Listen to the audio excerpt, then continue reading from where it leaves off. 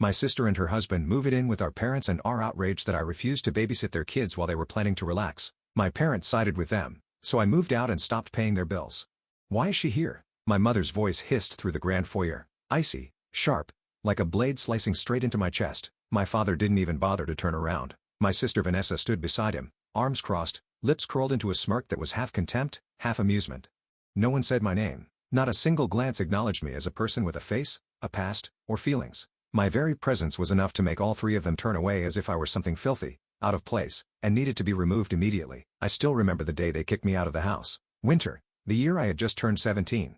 The ground was frozen, the winds sliced like knives, and I stood shivering in front of the colonial-style mansion I had once called home. In my hand was a torn backpack, filled with a few old clothes and $14.82. There was no good luck, no goodbye hug.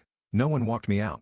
My mother, Deborah Hayes, stood behind the curtain, a glass of red wine in her hand, her eyes blank as if I were a debt finally paid. My father, Richard Hayes, said only one sentence: "You're grown now, Amelia. Go take care of yourself." It all happened in a matter of minutes. No one asked where I was going. No one asked if I had somewhere to sleep. Not even if I had enough money for dinner. Vanessa stood at the bottom of the stairs, phone in hand, filming me as I carried my bag out the door like it was some sick form of entertainment. She was 3 years younger than me, the golden child in my parents' eyes. Always right, always loved, always forgiven. And me, just a shadow on the sidelines. I walked away from the house without looking back. I was afraid if I did, I'd beg.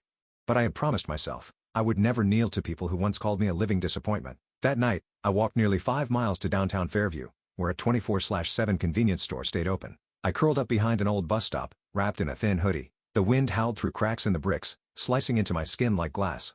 My stomach ached with hunger. Every breath burned in my chest. But I didn't cry. I couldn't. Tears would freeze before they reached my cheeks. The next day I wandered the streets, looking for a place to stay. The church? Closed. The community center? Overcrowded. I tried getting a job at a bakery, a coffee shop. No one would hire a girl with no address, no social security number, no ID. My stomach growled so loudly that people turned to stare. That second night, I slept behind a dumpster behind McKinley's Deli. The only warmth came from the kitchen exhaust vent. My clothes smelled like grease and burnt meat, but at least I didn't freeze to death. I curled up in my coat, hugging my backpack like it held the last piece of my childhood. Every sound startled me. A car, a metal door, a barking dog. I knew I could be robbed, assaulted, or worse. But I had no other choice. On the third day, I tried getting a job at a car wash, but the manager looked me up and down and said, "We don't hire strays." I felt my face flush, but I kept my cool. I was used to being looked down on. That night, I went back behind McKinley's, but someone else had already claimed the spot. A homeless man sleeping with an empty bottle in his arms. I didn't dare go near. I walked around to the back of a small diner called Ruby's Grill. The back door was slightly open, warm yellow light spilling out. As I peeked inside, a voice called out, "What are you doing?" I jumped. A middle-aged woman stood in front of me, curly brown hair, flour-dusted apron, holding a long-handled ladle. She didn't look at me like a stranger. She looked like she had seen me long before I ever knocked. I was speechless, but before I could turn to leave, she said, "If you're planning to sleep behind my kitchen, you might as well mop the floor first." I froze, then Najud. Her name was Ruby Delaney, owner of the diner. The first person in 3 days of hell who looked at me like a human being. Ruby didn't ask where I came from or demand answers. She handed me a mop, then gestured to a tray of chicken stir-fry noodles on the counter. "Eat first, then work." I ate every bite, then cleaned until midnight. When I finished, she pointed toward the back storage room. "There's an old mattress in the corner, not the cleanest but better than the floor." I nodded, fighting back the tears threatening to spill. For the first time in 3 days, I had a hot meal and a place to sleep without rats. I pulled my hoodie over my head, lay down on the stiff mattress, and exhaled slowly. No one knew where I was. My family was probably having dinner in a warm room by the fireplace while I, Amelia Hayes, was sleeping beside a stack of storage boxes in a tiny diner. But I was alive, and I wasn't going to break. The next morning, I woke to the sound of clanging pots and the smell of crispy bacon filling the kitchen. My body ached, my eyes stung, but the feeling of lying on something real, not cold concrete, made me want to hold on to that moment just a little longer. "What are you still lying there for? Get up and mop the floor." Ruby's voice rang out, sharp and gruff, like she'd been a cook at a military base for 20 years. I jumped up, nearly tripping over the blanket tangled around my legs. But instead of scolding me, she simply gave me a quick look and tossed a mop in my direction. "Get to work, eat later." I mopped the floors, washed dishes, took out trash, hauled boxes, non-stop from morning until the last customer left just before midnight. My whole body ached like it was falling apart, but for the first time in my life, I felt useful. After 3 days, Ruby handed me an old faded uniform shirt and a cracked plastic name tag. Amelia, kitchen assistant. Tears welled up in my eyes. Not because it was beautiful but because for the first time, I had a name, a role, a place, even if it was small. Ruby didn't say much, but her eyes always followed me. When I was dripping in sweat from carrying 10 plates at once, or when my hands turned red from scrubbing dishes in hot water without gloves, she'd quietly leave a towel or a box of bandages on the shelf. No compliments, but I knew she saw me. "You're not a bad kid," Ruby said once while I was peeling potatoes. "You just got kicked out of the nest earlier than most." I lived at Ruby's Grill for nearly a year, working 2 shifts a day, sometimes 3. Tips weren't much, but I saved every penny. I quit smoking, stopped buying candy, even gave up sleep, just to afford night classes for my GED. I studied in the storage room after my shifts using library books. Some nights I fell asleep at the table, pen still in hand. But every time I remembered my mother calling me a burden, I gripped the pen tighter. When I turned 18, I passed the GED.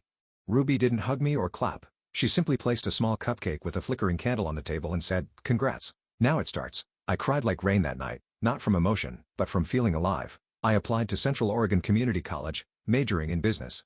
I knew I couldn't wash dishes forever. I needed to understand money, contracts, how to run a business, like Ruby had done for 30 years. When I got accepted, I nearly screamed from joy. Ruby, as usual, stayed calm and tossed me a ring of old keys. "The storeroom won't cut it anymore. Take the spare room upstairs. You'll need it to study properly." I didn't know how to thank her. Ruby never said she cared, but she gave me a home, a job, and most importantly, a second chance. I studied during the day and worked at night. Some days I slept only 3 hours, but I didn't stop. I wouldn't allow myself to slack off. I carried a quiet rage inside me. At my parents, at Vanessa, and at the way the world once looked at me like I was trash. 2 years later, I graduated in the top 5 of my department. At the ceremony, I wore a navy blue gown and a trembling cap as I walked across the stage. No family came. No one took photos, but I recorded it and watched it over and over again, reminding myself, "You made it through, Amelia." I applied for a full scholarship to the Portland Business Institute, and to everyone's surprise, I got in. When I arrived in Portland, I had exactly $68 in my pocket and a notebook filled with dreams. I shared a room with 3 strangers, waited tables on weekends, and studied from dawn until midnight. I applied for every internship I could find, from organic dairy shops to hospital food suppliers. Then, the opportunity came. I was offered an internship at NutriMedics, a startup developing medical nutrition for cancer patients. It was unpaid, but I learned everything: branding, supplier sourcing, contract negotiation. I took notes at every meeting, asked questions from warehouse staff to the CEO. 2 years later, I graduated near the top of my class with an idea I had carried for years. A medical nutrition brand for people with special needs, cardiac patients, diabetics, post-op recovery. I named it Reclaim because I knew what it meant to lose everything and to take it back. I took out a small loan from a young entrepreneur fund, added my modest savings, and started from scratch. I packed each product box by hand, delivered them on my bike, and live-streamed every night to promote their benefits. It took 3 years for Reclaim to gain attention, but when it did, it spread like wildfire across a dry field. By the time I turned 25, Reclaim was making $5 million in revenue. A year later, the company was valued at nearly $20 million after our first round of investment. I signed distribution deals with the largest hospital network in the Pacific Northwest, and Reclaim became a staple in clinical nutrition.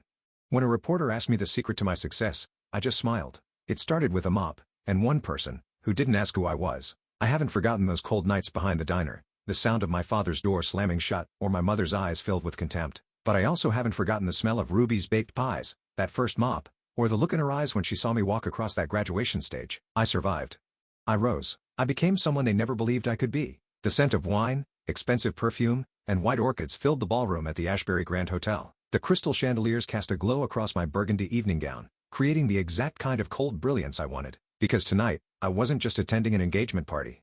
I was present in a way they never imagined I could be. 9 years, 3,385 days since the night they threw me out like a stray dog. And now, I was back, walking across the marble floors among the well-dressed crowd.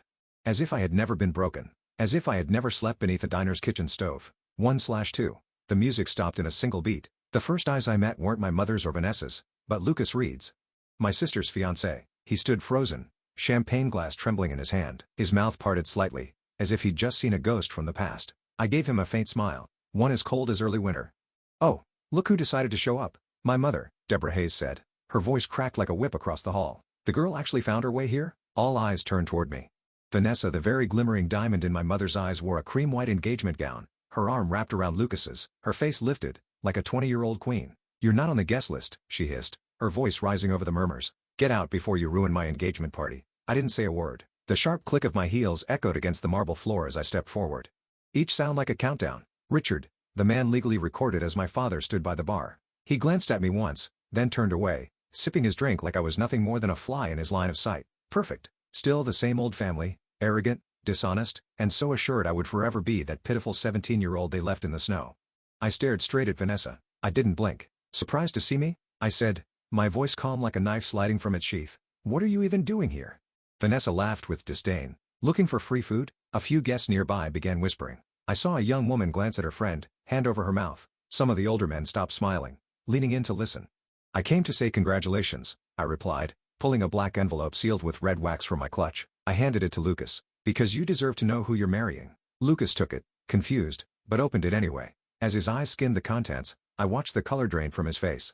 His jaw tightened. His fingers clenched the envelope until it nearly crumpled. "Vanessa," he said, each word forced through his teeth. "Tell me what the hell this is."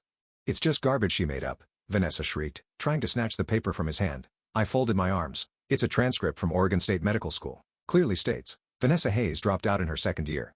Never graduated, let alone became a doctor." The room erupted. Gasps, stunned murmurs, even a few mocking laughs filled the air. My mother's eyes narrowed like she wanted to burn me alive on the spot. She stepped forward, pulling Vanessa behind her, her voice like needles. "That's enough. We don't need to hear any more of this filth. You have no right to be here, Amelia." I looked her straight in the eyes and gave a soft smile. "You should know something, Mother. I never speak unless I have proof." And I slowly reached into my clutch again. "This is a certified scan from the university's administrative office, signed and sealed." Lucas stared at Vanessa like he didn't know her. He removed the engagement ring, his hands trembling. "You lied to me about everything. I didn't want you to think I was a failure," Vanessa cried, grabbing his arm. "I thought you were real," Lucas said, pulling away. "But you're just a knockoff trained by your mother since birth." My mother tried to remain composed, but I saw her neck tense, her pulse twitching beneath her skin. I turned to Richard, still standing there, silent, still not saying anything, still turning away when things get ugly just like you did 9 years ago. He didn't respond. He just tightened his grip on his glass until it cracked. I lifted my chin and scanned the lavish ballroom. This space my family once believed was worthy of a perfect wedding. The expensive perfume couldn't mask the stench of rotting lies. Satan dresses, tailored suits, fake smiles, just masks over a family decayed from the inside out. "You should be thankful," I said, my voice like wind gliding across glass, "because tonight, this is only the beginning." Vanessa nearly lost it. She lunged at Lucas to grab the papers, but he stepped back as if she'd just punched him in the gut. I didn't move. I stood still, holding a glass of orange juice, cold, tart, and symbolic of this exact moment. "You think some worthless pieces of paper can destroy me?" Vanessa screamed, her face flushed, hair disheveled. "I'm an intern at St. Helena. The whole city knows that." I smirked, then slowly reached into my clutch again, this time pulling out a sleek, black, USB. I held it up like it was a rare jewel. "Well then, let's see who's lying, shall we?" The room went dead silent. Whispers faded. A few guests sat down their glasses, eyes locked on me. "On this USB," I said clearly, "are complete records of correspondence between Deborah and Richard Hayes, and the academic director of Oregon Medical School, including emails, scanned transcripts, and most notably, a small donation offer to cover up their daughter's expulsion for plagiarism." Lucas froze. You're serious?" I nodded. No further explanation needed. He turned to Vanessa, his voice cracking. "You looked me in the eye and said you were in residency, that you'd have your certification in a few months. You swore on my grandfather's grave, remember?" Vanessa didn't answer. Her mouth opened, but no words came out. Just trembling lips and wild eyes darting around the room. The same people who once fawned over her now stood feet away, as if scared to catch something contagious. My mother had regained a bit of composure by now. She stepped forward, her voice cold as steel. "That's enough, Amelia. This little performance has gone too far. What do you want? Money? Fame? An apology?" I looked at her like she was a rotting wooden statue trying to stand tall in a hurricane. Then I laughed. Not out of anger, not out of sadness, just pure contempt. "You still don't get it, do you, Mother? I don't want an apology. I want the truth to come out, and you know very well. I haven't even started." I stepped onto the small stage at the center of the ballroom, the one where the band had stopped playing because of the chaos. I looked around, locking eyes with one person at a time, then raised my voice. "For the past 10 years, Hayes Family Health Clinic under Richard Hayes' name has submitted hundreds of fraudulent insurance claims, falsified medical records, unnecessary prescriptions, even fake patient visits, to pocket hundreds of thousands of dollars from insurance companies." A loud gasp came from the far end of the room. Dr. Manning, director of St. Helena Hospital, the very one where Vanessa had once bragged about her residency, shot to his feet. "Are you referring to the clinic on Maple Street?"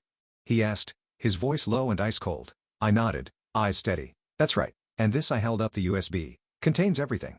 Bank statements, internal emails, invoices, even audio recordings of meetings where Mr. Hayes instructed staff how to bend the rules for profit." Dr. Manning's face turned crimson. He snapped his head toward Richard, voice sharp with fury. "You used my hospital as a front? You told me your daughter was fully qualified to practice medicine, that she was seriously trained?" Richard tried to say something, but no one heard it. Drowned out by Dr. Manning's boiling rage, He turned to his assistant. Get legal on the line now. I want attorneys here before I leave this room. My mother went pale. She rushed over and grabbed my wrist, whispering fiercely, Amelia, are you trying to bury this family alive? I tilted my head, leaned in close to her ear. No, I'm just cleaning up the garbage you left behind.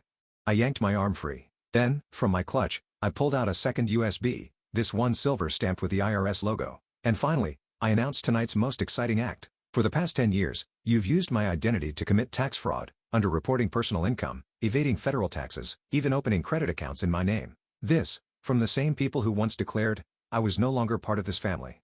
The room froze. A woman coughed on her champagne. A man collapsed into his chair like he'd just witnessed a death sentence. I spun the USB between my fingers. Its metallic shine, catching the chandelier's light like a silver bullet in a bloody fairy tale. I submitted all of this to the IRS 3 weeks ago, I said calmly, and I was informed that a formal investigation was opened. 2 days ago, Richard collapsed into a chair. Deborah turned ghost white. Vanessa was now on the floor, her wedding dress bunched, lipstick smeared. Lucas stood there watching them, 3 people who had once symbolized the perfect family, now crumbling like the ruins of a fallen castle. I stepped off the stage, my gaze slicing through the crowd one final time. If you ever thought you could bury me, you should have made damn sure I couldn't claw my way out. But too bad. I smiled. I didn't die. I came back, and I brought hell with me. No one moved. Time itself seemed to freeze. Every pair of eyes was fixed on me. The daughter they had erased from stories, photos, introductions. And now I stood at the center, not begging for a seat at their table, but burning it to the ground. The first sound to shatter the silence wasn't a protest or a denial. It was the heavy stomp of dress shoes on marble. Deliberate, controlled. 2 security officers in black suits entered through the side door, followed by an IRS agent in full uniform. The polished badge on his chest gleamed like a nail sealing the coffin of my family's grand illusion. Mr. Richard Hayes and Mrs. Deborah Hayes? The officer's voice rang out, clear, neutral, final. Richard struggled to rise, his hand clutching the back of his chair, eyes lost like he couldn't believe this was real. Deborah tried to compose herself, but the panic in her eyes and the tremor in her voice betrayed her. This is a mistake. We're the victims here. It's all because of her. She pointed at me, nearly screeching. She's the one making this up. She's mentally unstable. She's obsessed. The officer didn't even blink. He pulled out a thick folder and tapped it with his ringed finger. We have over 230 pages of documentation, fraudulent tax filings, offshore accounts in Belize and the Cayman Islands, and 14 patient complaints from Hayes Family Health Clinic. This is no mistake. That sentence was the final nail in the coffin. The 2 security officers stepped forward. One placing a hand on my father's shoulder, the other signaling my mother to set her purse down. You can't do this to us, Deborah screamed. We're people of status. We have attorneys. Your attorney will meet you at the federal station. The man in the suit replied, his tone colder than ice. Richard didn't resist. For the first time all night he looked at me, and his eyes, once filled with disdain and cold indifference, were now consumed by fear. The kind of fear that comes when everything you believed was untouchable begins to fall. His reputation, his power, and the illusion that his eldest daughter had disappeared forever. I didn't blink as they were escorted past the rows of banquet tables through the disgusted stares of those who once bowed before them. Some turned away. Some raised their phones. But no one stepped forward to defend them. Not a single person. Vanessa was still on the floor, her wedding dress twisted and rumpled, her makeup smeared like a painting washed out by rain. She clutched her head, her entire body trembling. She didn't scream anymore. She didn't deny, didn't sneer. All that remained was a broken, exposed mess, stripped bare in front of everyone. Lucas stood a few steps away, his eyes cold as steel.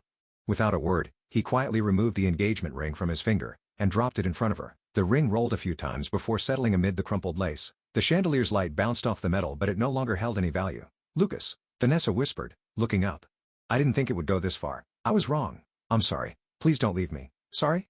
Lucas repeated, his voice hoarse. You lied to me, to my family. You deceived a hospital and used your name to milk everyone's trust. And now you say sorry? Vanessa crawled toward him, her dress dragging like the corpse of a swan through a grand ball gone wrong. Molly, please, she sobbed, her voice fractured. You're my sister. You know I didn't mean to. It was Mom. She made me. I didn't have a choice. I looked down at her, the one our mother once called the only pride of the Hayes family. The one who laughed when I was thrown out, who filmed it for the internet like it was some sick joke. Now she was on her knees, arms outstretched, begging for a thread to keep her from drowning. You didn't have a choice? I echoed, my voice barely above a breath. And what about me? 9 years. Did I have one? Vanessa burst into tears, black streaks of mascara sliding down her cheeks. I'm sorry. I'll do anything. I'll kneel in front of this whole city if that's what it takes for you to forgive me. I bent down, looked her straight in the eyes, those once confident gleaming eyes that used to look at me like trash. Forgiveness? I let out a quiet laugh and shook my head. No, Vanessa. Forgiveness isn't something you get to ask for, and it's not something I need to give. I turned away, leaving her trembling on the floor. As I walked toward the exit, whispers rose behind me like ocean waves. The crowd parted to make way as if I were a storm that had just torn through the room. I didn't look back. Not at my mother, not at my father, not at my sister. Because it was over, and I hadn't come back to save them. I came back to end it. I stepped out of the Ashbury Grand at exactly 10:12 p.m. The December wind whipped across my face, cold, but not as bitter as that night 9 years ago when I stood outside their house with nothing in my hands. This time, I didn't shiver. I didn't cower. I walked forward, head held high. Every step steady like I was crushing the ashes of the past beneath my heels. City lights spilled across the pavement like an abstract painting, and in the middle of all that glow, I felt a strange peace settle inside me.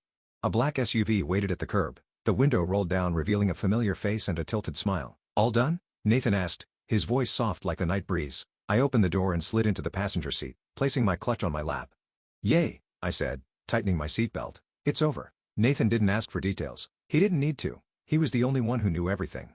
Every bank statement I'd gathered over the years. Every night I stayed up revisiting old paperwork. Every moment I wrestled between forgiveness and exposing the truth. He'd been there, quietly, like a street lamp at an intersection. Never pushing me one way or another, but always shining just enough for me to see I wasn't alone. He looked at me for a long moment, then raised an eyebrow with that calm dry wit of his. "So, what now? Want a drink? Dance on a table? Or burn your sister's wedding dress?" I burst out laughing, really laughing, not the cold mocking kind from earlier but a true laugh, rising from my chest, light and clear like the first sound after a long dark dream. "Cake," I said, eyes still sparkling. "I want cake. A big slice of something sweet with frosting, chocolate and lots of strawberries." "Cake?" Nathan tilted his head with a grin. "You just turned a banquet hall into the crash site of a prestigious family legacy. Walked out like a queen stepping off her throne. And now you want cake?" "Yes," I nodded, eyes fixed ahead. "Because I didn't do all that for revenge. I did it to be free. And there's no better way to celebrate freedom than with a really good slice of cake." Nathan went quiet for a second, then pressed the gas. The SUV glided smoothly down the street, leaving behind the blinding lights of the fancy hotel, and heading toward the part of town where we both felt we belonged. The place with jazz music spilling from a little corner cafe, and an old neon sign that read, "Grace's Bakery. Open late." Grace, a retired five-star chef from Louisiana, opened the bakery after leaving fine dining behind. Nathan and I had been there a few times. She couldn't remember anyone's name, but she always remembered what her customers liked to eat. When I walked in, Grace was knitting behind the counter, her glasses slipping down her nose. She looked up at me, squinting. "The girl who loves chocolate cake with strawberries. Back again." I smiled and nodded. "Tonight I want 2 slices. And a scoop of vanilla ice cream." Grace smirked and set her knitting down. "Something happen? You look like you just blew up a city." Nathan let out a short laugh. "Close enough, Grace. We chose the corner booth, my favorite spot where the lights weren't too harsh and the music wrapped gently around the unspoken silences. When the cake hit the table, I didn't wait a second. That first bite sliced through smooth frosting, the dense chocolate layers melting almost instantly on my tongue. The sweetness wasn't overwhelming. It was comforting, like the first hug after years lost in the wind. "You know," Nathan said as he stirred his coffee, "I always thought you'd take them down in a much angrier way, like smashing things, screaming in their faces, going viral online." I smiled and dabbed the corner of my mouth with a napkin. I wanted to many times, but the further I went, the more I realized that anger doesn't set you free, it just drags you back into the same mud. But today, walking out of that hall, I knew I'd written my own ending. Nathan nodded. His eyes held pride, the kind you don't say aloud, but that you feel in the space between breaths. I looked out the window. The city at night wasn't noisy. It felt warm, windows glowing soft gold, slow-moving buses passing by. In that moment, I felt truly alive. Not a forgotten shadow, not someone's burden. "I didn't come back for revenge," I said softly, almost to myself. "I came back to close it, to end that painful chapter and start a new one with no bitterness, no fear." Nathan placed his hand gently over mine. "Then welcome to your next chapter, Amelia." I nodded. The pain in my eyes was gone. The anger too. All that remained was a rare kind of peace after years of wandering. In that moment, I knew one thing for sure. I didn't survive to take revenge. I survived to be free. And now I truly am. For the first time. And forever. Amelia's story is a powerful reminder that no one gets to define your worth, not even family. Despite being abandoned, betrayed, and used, she didn't crumble. She used her pain to rebuild her life from nothing. In reality, any of us could be an Amelia carrying wounds from the past but fully capable of standing up, moving forward, and reclaiming ownership of our lives. Revenge isn't the goal. Freedom, strength, and self-respect are the ultimate win. What do you think about Amelia's journey? Would you forgive or walk away like she did? Share your thoughts below. And don't forget to follow the channel so you won't miss the next emotional, powerful family story.